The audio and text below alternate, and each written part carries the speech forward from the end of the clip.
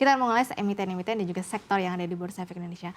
Menarik di mana indeks harga saham gabungan dalam sepekan terakhir ini sudah mulai ada rebound ya, meskipun memang tidak begitu signifikan, tapi lumayan loh. Ternyata saham-saham Konglo yang kemarin sempat ambles ya, bahkan auto rejection bawah atau ARB berhari-hari, sekarang sudah mulai rebound perlahan-lahan. Apalagi setelah pertemuan beberapa deretan konglomerat dengan Prabowo di Hambalang, dan ini menjadi titik temu akhirnya ISG rebound kembali. Tapi mungkin kita bisa melihat nih, kira-kira peluang ISG saat ini bisa rebound berapa lama sih, atau masih di fase sideways? Yuk kita cek dari sisi pergerakan indeks harga saham gabungan. Nah teman-teman, kalau lihat kemarin indeks kita sempat hampir 10.000 ya, 9.000 ke atas, kemudian langsung ambles karena MSCI di mana kemarin akhirnya membekukan saham-saham yang memang potensi harusnya masuk ke MSCI tapi dibekukan, jadi tidak ada indeks masuk, terutama untuk di yang big market atau di standar indeks. Tapi kalau di small cap kemarin ada rebalancing ya.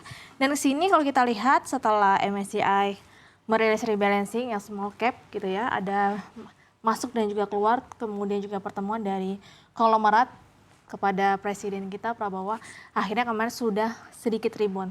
Tapi memang untuk rebound lebih panjang butuh sentimen lebih banyak. Selain dari sekarang sudah mulai musimnya rilis kinerja keuangan. Cuman memang beberapa deretan saham Konglo belum merilis ya kinerja keuangan, tapi harapannya nantinya hasil kinerja keuangannya bisa menopang indeks kita dan juga saham-sahamnya kembali. Nah, selain itu mungkin kita bisa cek dulu nih pergerakan saham-saham Konglo usai kemarin deretan Konglo ketemu dengan Prabowo Subianto. Yuk kita cek dari sisi pergerakan saham Konglo. Nah di sini ada beberapa saham-saham Konglo yang kemarin reboundnya kenceng-kenceng banget ya. Kalau teman-teman lihat di sini ada Pani, ada grupnya Guan, ada grupnya Bakri, ada grupnya Salim gitu ya. Kemudian juga ada grup Thohir, bahkan grup Merdeka Copper. Nah kalau kita lihat contoh misalnya di sini ada Pani dalam mingguan sudah naik 23%, energi di 7,8%, hariannya kemarin sempat 9,3%, BRMS mingguan 9%, Bumi mingguan sudah 10%, Dewa sudah 11,8%, Adro di sini hampir 2%, MDKA 4%, kemudian MBMA di 8,9%, kemudian ada emas ya, masih satu grup dengan Merdeka di 5,19%, ada DMR grup Thohir di 0,78%, ya sempat naik hampir 2,3% dalam harian. Kemudian Bufa nih yang paling kenceng ya, mereknya Happy Hapsoro kemarin sempat naik 27,6%. Ada Raja juga merek Happy Hapsoro 22% secara mingguan. Ratu juga 22% karena kemarin yang kenaikannya paling kenceng itu adalah grupnya Happy Hapsoro. Kemudian Brand di 1,2%, BRPT 7%, Cuan 12,2%, PTRO 16,8%, dan TPIA di 6,9%. Nah, tapi perlu dicatat ya bahwa memang ini masih narasi dan juga ekspektasi pendek. Memang kemarin ada pertemuan tapi perlu didukung fundamental yang kuat dan juga hasil MSCI di bulan April nanti bisa membawa kabar baik. Apalagi kemarin memang sudah ada sedikit perubahan dari free float naik 7,5% menjadi 15%.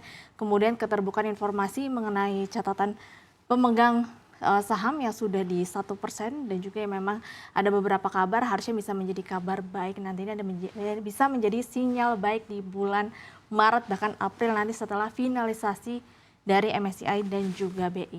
Nah selain itu kalau kita lihat valuasinya yang paling murah mana sih? Tapi sebelum membahasnya mungkin kita lihat dulu emiten yang kira-kira masih cukup berpeluang untuk masuk di indeks MSCI, terutama di standar indeks yang mana saja.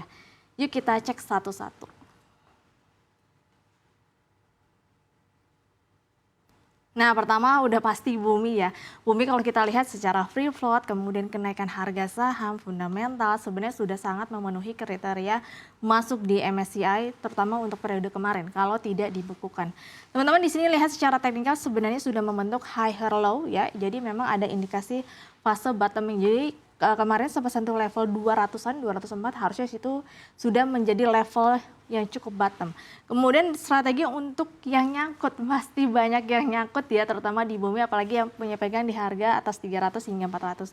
Mungkin karena memang masih punya peluang di indeks MSCI bisa averaging down ya, tapi bertahap. Jangan lupa money management ya, disclaimer on, dan juga kurangi porsi saat rebound untuk menjaga modal.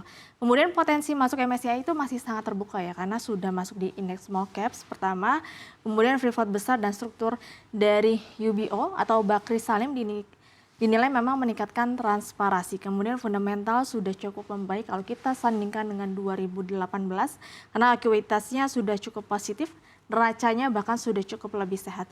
Untuk transformasi bisnis, sekarang bukan hanya di batu bara saja, tapi sudah diversifikasi di mineral kayak ada emas, tembaga, dan juga bauksit.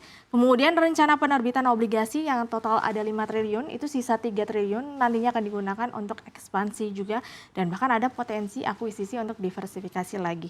Kemudian target kontribusi pendapatan non batu bara atau EBITDA-nya itu sekitar 50%, dan sekarang sudah tercapai sekitar hampir 10%, jadi ini masih ngejar nih Bumi untuk diversifikasi selain bisnis dari batu bara. Nah, selain dari grup Bakri dan juga Salim, kita bisa bergeser ke grupnya Thohir. Nah, di sini ada ADMR ya. Kalau kita lihat di mana untuk ADMR sendiri prospek aluminiumnya terutama untuk jangka panjang ini punya potensi memang menjadi game changer ya. Kemudian hilirisasi dan integrasi smelter ya, tentu saja udah pasti nambah nilai bisnis buat ADMR. Kemudian pemain aluminium domestik terbatas itu selain ADMR itu ada Inalum dan juga Antam ya. Kemudian free floatnya memang masih kurang 15%. Jadi ini ADMR masih punya potensi, harusnya ada upside karena dia harus memenuhi free float 15% minimal. Dan jadi potensinya nanti ada aksi korporasi, bisa saja right issue, kemudian ataupun penambahan saham publik.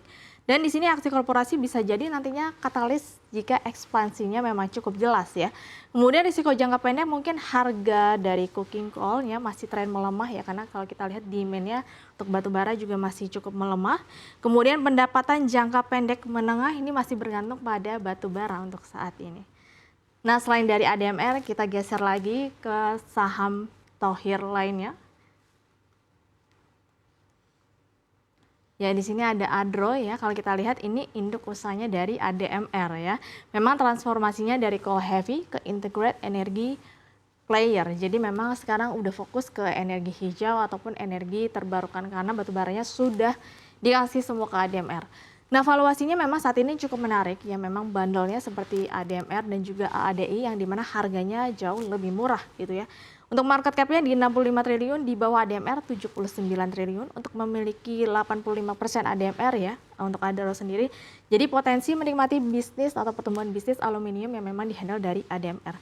Kemudian memiliki 15% dari saham AADI yang bisa menjadi sumber dividen dan juga safety net bagi Adaro sendiri.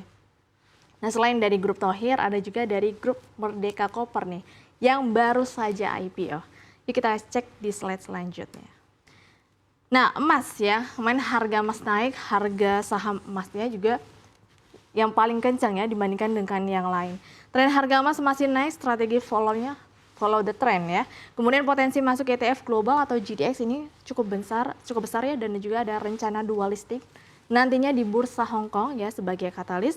Kemudian berpeluang menarik investor asing tentu saja. Dan di sini kalau kita lihat memang prospeknya tergantung dari harga emas, tapi diproyeksikan harga emas di tahun ini bisa tembus 6.000 US dollar per troy ounce. Tentu saja ini bisa meningkatkan dari katalis dari saham emas. Kemudian ketidakpastian global, geopolitik, kenaikan yield, dan pembelian emas bank sentral yang terus naik ya, ini bisa mendukung demand dari emas. Hari itu yang memang bisa mendorong emas bisa tembus 6.000 US dollar per troy ounce.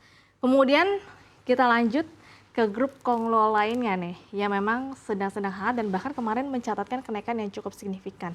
Itu ada Raja ya. Raja ini harganya sebenarnya udah turun signifikan, makanya dinilai valuasinya makin menarik gitu ya. Potensi IPO anak usahanya sudah mulai menyebar rumornya di mainstream distribusi gas ya di tahun ini. Kemudian spin-off-nya bisa membuka peluang re-rating valuasi.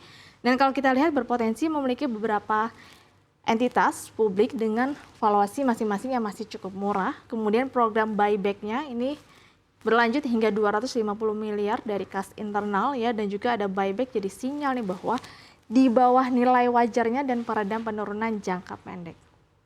Nah, ini tadi emiten-emiten dari konglomerat yang punya potensi. Nah, kalau kita lihat dari sisi valuasi dan profitabilitas, mana sih yang paling bagus dan paling murah? Nah, di sini ada 5 ya. Tadi ada Bumi, ADMR, Adro, Raja, dan juga emas. Secara valuasi sebenarnya 4 diantaranya masih oke lah, ya dari sisi untuk di sektor energi. Untuk Bumi hanya 3,8, untuk sektor yang punya diversifikasi mineral sih masih oke ya harga segini. Kemudian ada DMR di 3,17, Adro 0,8 paling murah, Raja 6, kemudian emas sudah sedikit mahal ya karena harganya terus naik di 17,8.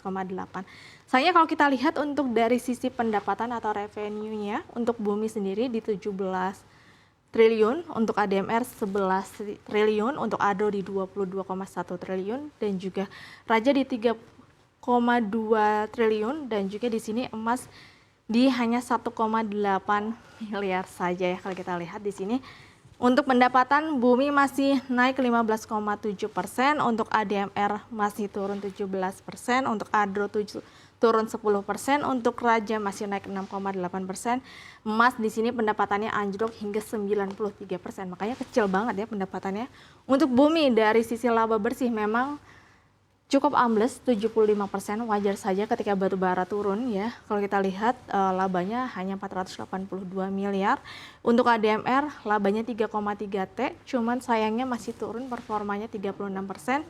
Untuk Adro turun 74%, di mana labanya 4,9 triliun, Raja 291 miliar tapi performanya masih turun 5%, dan emas ini rugi ya, karena minusnya 167%, ruginya hingga 365 miliar. Nah, teman-teman di sini sudah bisa melihat bahwa memang masih ada peluang ya MSCI di bulan Mei. Kita tunggu saja kabar baiknya. Nanti finalisasinya di bulan April.